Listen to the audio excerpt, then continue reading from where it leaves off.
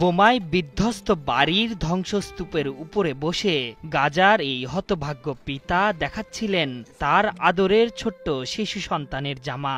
প্রিয় সন্তানটি আর বেঁচে নেই। কাঁদতে কাঁদতে পিতার চোখের পানিও শুকিয়ে গেছে। তিনি এখন ইসরায়েলের বোমার অপেক্ষা করছেন, যে বোমা হয়তো তাকে পৌঁছে দেবে তার মৃত সন্তানের কাছে। হয়তো পরকালে আবারও দুজনের দেখা হবে। দখলদার ইসরায়েল যেভাবে গাজায় ধ্বংসযজ্ঞ চালাচ্ছে, তাতে এই জনপদ পুরো মৃত্যুপুরী হতে আর মাত্র কয়েকদিনের অপেক্ষা।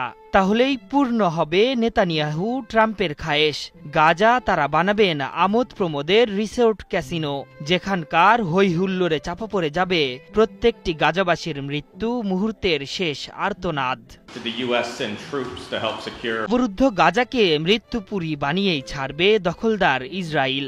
আর শিশুদের জন্য পবিত্র ভূমিটি নো ল্যান্ডে পরিণত করতে মিশনে নেমেছে তারা। সেই লক্ষ্যে গত 18 মার্চ ভোররাতে যখন সেহরির প্রস্তুতি নিচ্ছিলেন গাজাবাসী, তখন যুদ্ধবিরতি চুক্তি লঙ্ঘন করে ব্যাপক বিমান হামলা চালায় দখলদার বাহিনী। সেই থেকে আজ পর্যন্ত দিনে গড়ে 100 শিশু হত্যা করছে দখলদাররা। মানবতাকে বুড়ো আঙুল দেখিয়ে রক্তহোলিতে মেতেছে নেতানিয়াহু প্রশাসন। পবিত্র মাহে রমজানে কাঁদো কাঁদো কণ্ঠের আজান সামাজিক মাধ্যমে ছড়িয়ে পড়েছিল, যা গোটা মানবজাতির বিবেককে নাড়িয়ে দিয়েছিল। সেই আজানের ভিডিও শেয়ার করে দখলদার ইসরায়েলের প্রতি ক্ষোভ ও ফিলিস্তিনের প্রতি মানবতার বার্তা দিয়েছিলেন বিশ্ববাসী। তবু ইসরায়েলের কঠিন হৃদয়ের বরফ গলেনি। ডোনাল্ড ট্রাম্প দ্বিতীয় মেয়াদে ক্ষমতা গ্রহণ করলে এই অঞ্চলে শান্তি ফিরবে এমনটাই ভেবেছিলেন অনেকেই, কিন্তু এমন কিছুই ঘটেনি। উল্টো তাদের উস্কানিতে আক্রমণের পরিমাণ আরও বাড়িয়েছে দখলদাররা। ফিলিস্তিনের গাজা, খান ইউনিস ও রাফায় হামলা চালাচ্ছে দখলদাররা। হামলা থেকে বাদ যাচ্ছে না এই অঞ্চলের আশ্রয় কেন্দ্র, হাসপাতাল, স্কুল, অস্থায়ী শরণার্থী ক্যাম্প, কোনো কিছুই। অবরুদ্ধ গাজার এমন কোনো স্থান নেই যেখানে হামলা চালায়নি তারা।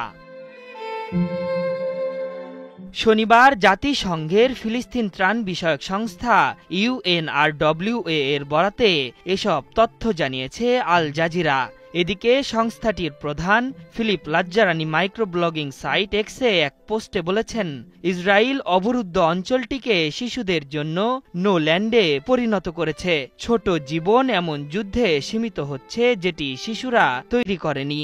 এটি আমাদের সাধারণ মানবতার ওপর কলঙ্ক।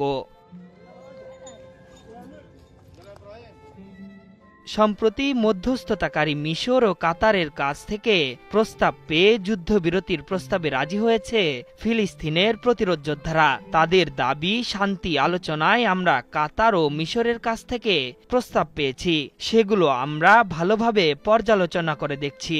আর যেসব বিষয়ে আলোচনা হয়েছে সেখানে বাধা হয়ে দাঁড়াবে না দখলদার ইসরায়েল। এদিকে তেল আবিব ও ওয়াশিংটন বলেছে, এই অঞ্চলে শান্তি ফেরাতে ফিলিস্তিনের মুক্তিকামী প্রতিরোধ যোদ্ধাদের নিরস্ত্র হতে হবে। কিন্তু তাদের এই প্রস্তাবে মতানৈক্য আছে সশস্ত্র সংগঠনটির। তাদের দাবি, যতদিন না পর্যন্ত ফিলিস্তিনি দখলদারিত্ব বন্ধ করবে ইসরায়েল, ততদিন তারা নিরস্ত্র হবে না। গত 18 মার্চ যুদ্ধবিরতি চুক্তি ভঙ্গ করে ইসরায়েলের হামলায় এখন পর্যন্ত প্রায় 6 শতাধিক মানুষের মৃত্যু হয়েছে। এ নিয়ে সব মিলিয়ে 50,600 ফিলিস্তিনি নিহত হয়েছেন। তবে জাতিসংঘের তথ্য বলছে এই সংখ্যা 55,000 ছাড়িয়েছে। আশরাফুল ইসলাম, 71।